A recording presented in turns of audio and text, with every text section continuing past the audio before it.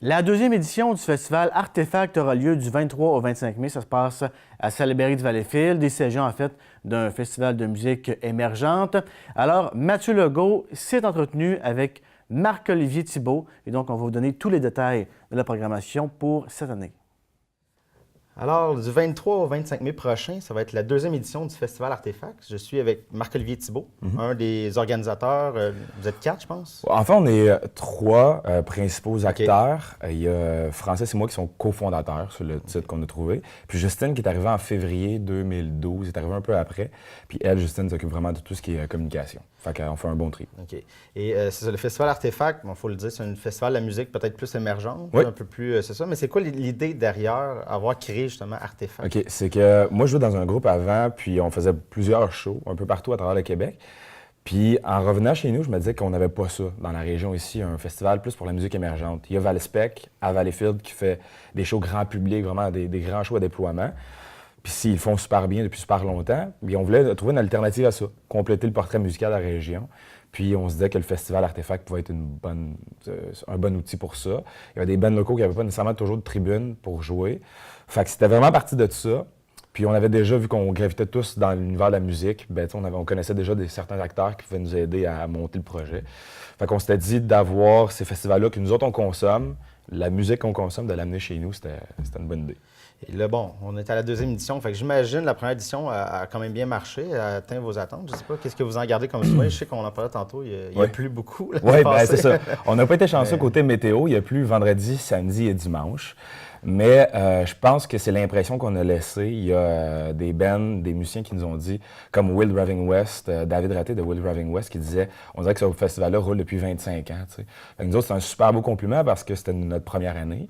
Fait que ça confirmait des choses, que ce qu'on faisait, on le faisait bien, qu'il y a encore énormément de travail à faire. Mais ce qu'on fait, on le fait bien. On reçoit super bien notre monde.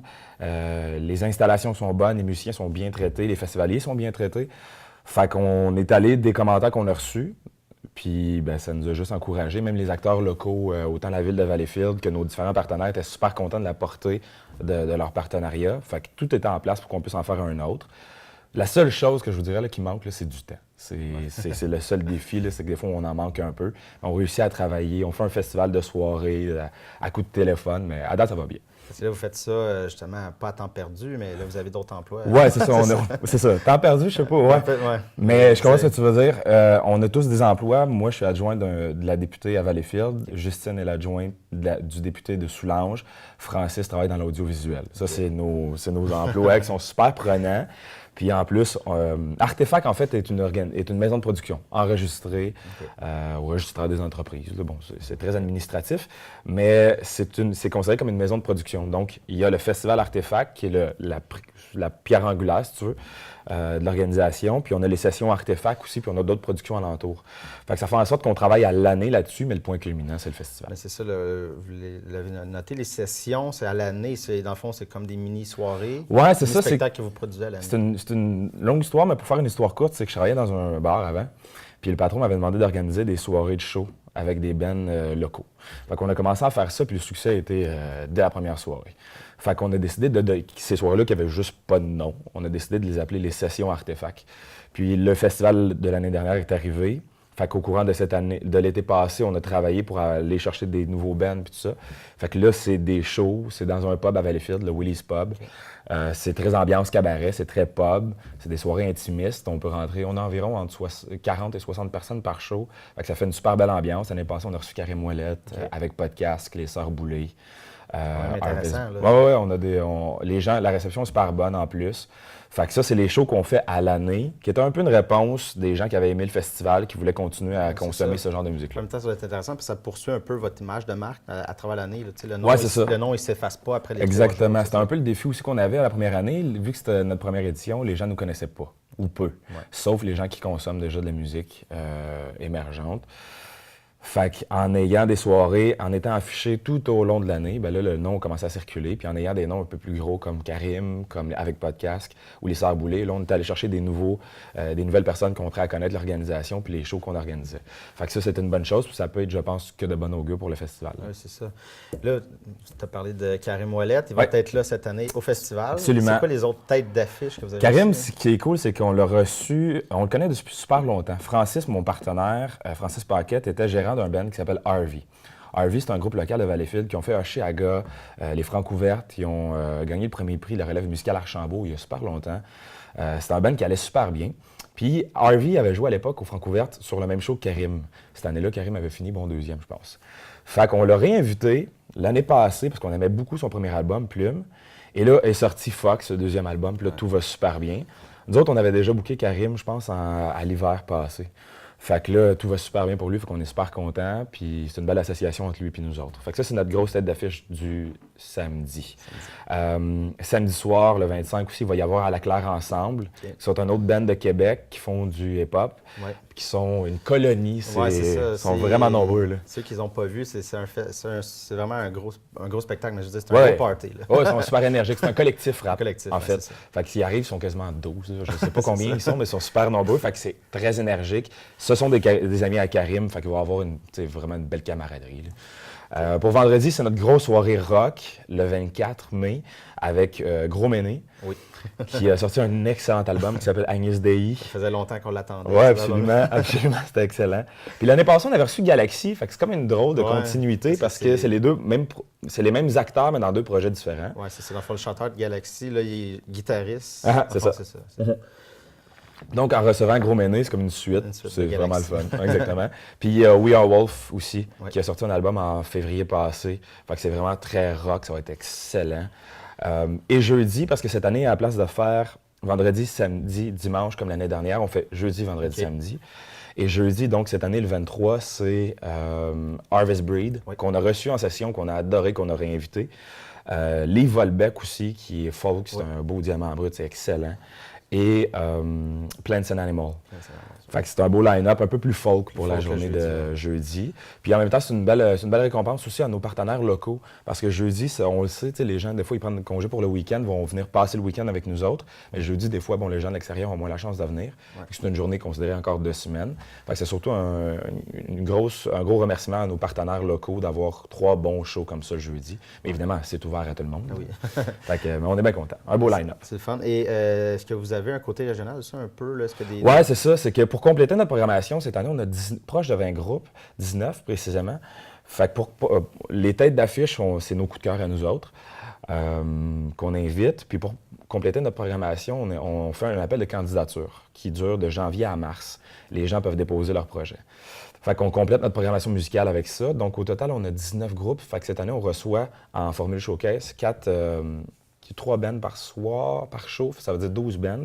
Et là-dedans, l'année passée, on avait eu plusieurs bands locaux. Mais l'année passée, vu c'était la première année, tout le monde s'est comme envoyé leur candidature. Puis, comme on ne peut pas s'inscrire 2 années de suite, cette année, on a moins de candidatures parce que les bands locaux se sont tous inscrits l'année passée. Fait que cette année, on a Rock Albert, qui est un gars qui fait du folk, qui est un gars de Coteau-du-Lac, qui est tout près de Valleyfield, juste au côté du pont, qui fait du folk, c'est super bon, très déline, très intimiste, là, souvent une guitare, une bass, 2 guitares, puis à la voix. Il est super bon, vraiment beaucoup de potentiel. Puis on a 11 autres groupes pour compléter notre programmation musicale plus showcase. Fait que des bands qui viennent de Sherbrooke, Gasoline, qui ont fait les Francouvertes l'année passée, c'est très rock. On a un band de genoux qui s'appelle Orange au Clock. Les gars, ils viennent de Sherbrooke, ils ont 17 ans. Ils sont excellents, c'est vraiment cool. C'est très Brit-pop dans la forme. Ils sont vraiment super talentueux. On a plein d'autres bands. Une fille de l'Outaouais qui s'appelle Joanie Michaud. Le Couleur, qui est un band pop, électro, dance. C'est vraiment très bon. Fait qu'on a vraiment une solide programmation musicale. C'est intéressant. Il y a aussi, j'ai vu, vous avez le Off Festival en fin de soirée. Oui, c'est que l'année passée, ce qui est arrivé, c'est qu'on n'avait pas pris en charge parce que les shows finissent à minuit. Puis souvent, les gens sont dans une belle ambiance, ils veulent continuer de faire la fête, tu sais. Fait qu'on invite cette année, on a pris en charge les soirées après les shows sur la scène extérieure, qu'on invite les gens dans les établissements partenaires au festival, comme la Brasserie Olympique, qui est juste à côté du site principal, où il y a une conférence aussi. et au McBrew, qui est un autre partenaire à nous autres, où on invite les gens à manger. C'est un peu notre QG. Puis, où il y a une soirée. Fait que jeudi, le Off Festival se passe au McBrew. Fait qu'on invite tout le monde à aller là-bas. Il y a un DJ, on va danser toute la soirée. Jusqu'aux petites heures, probablement, si la tendance se maintient l'année dernière. Et vendredi, samedi, c'était à la Brasserie Olympique aussi cette année. Fait qu'on invite les gens. On s'est demandé pendant longtemps si on bookait un autre band en soirée. Puis on voulait le plus aller quelque chose de dance parce que les gens écoutent des bands depuis 5 heures. Fait que ça faisait du bien de changer aussi la vibe. Les gens vont danser, vont prendre un verre. Fait que ça va être une belle ambiance. Et cette année, ça, tu l'as mentionné rapidement, mais il y a des nouveautés, des conférences. Oui, en fait, c'est que cette année, on confirme un peu ce qu'on a fait l'année passée. Il y avait eu 4 conférences l'année passée aussi. Et ça revient parce que ce que les gens ont dit après qu'on a fait notre post-mortem de la première année, c'est que le festival Artefact se différencie, son identité, c'est un peu ça avec les conférences. Tu sais, c'est super exotique. C'est un festival de musique émergente en région. Fait que déjà là, à la base, c'est ça. Puis nous autres, on fait ce volet-là, conférence, réseautage. Fait que toutes les personnes qui ont un intérêt pour la musique, autant musiciens, fans ou des gens qui font plus d'un côté administratif de la musique, il y a plein de trucs, plein de bonnes conférences, plein de bonnes informations là-dedans. Il y en a 4. Marc-André Laporte, qui est directeur marketing chez CISM, qui a lancé des livres sur la mise en marché de la musique. Il va venir parler de ses livres, puis il va donner des conseils sur une bonne mise en marché créative pour un groupe de musique.